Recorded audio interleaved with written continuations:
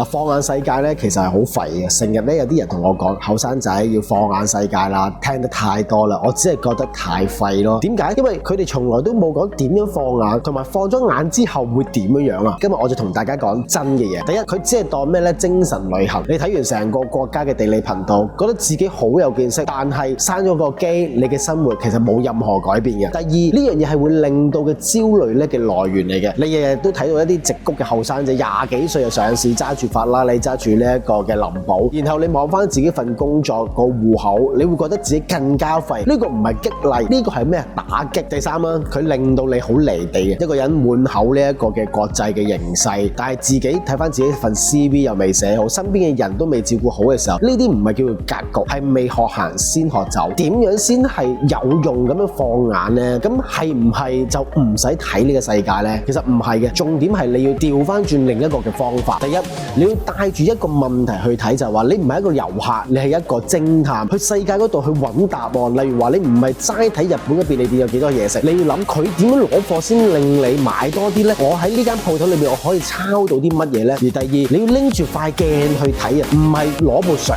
機啊。見到任何嘢你要即刻問自己啊，呢樣嘢反映咗我有啲咩弱點呢？或者帶咗啲咩機會俾我呢？呢個世界係俾你用嚟認識自己嘅工具嘅，而最終嘅目的係揾翻你自己條路。世界好大，唔係叫你跟足人哋，正正因為佢大，你先睇到原來有咁多條路係可以行嘅。你唔使同人逼一條橋，你係可以發現一個屬於你自己一個山頭。所以由今日開始，唔好再漫無目的去睇世界。下次你打開任何關於外國嘅資訊之前，問下自己一個具體到唔能再具體嘅問題，例如我想學到人哋啲乜嘢，而係用低成本去創業。我想知佢哋點樣平衡到工作或者係生活。當你帶住問題去搜尋嘅時候，成個世界就會變成你嘅智囊團㗎啦。記住，放眼世界有冇用，完全取決於你有冇帶住自己一齊去啊！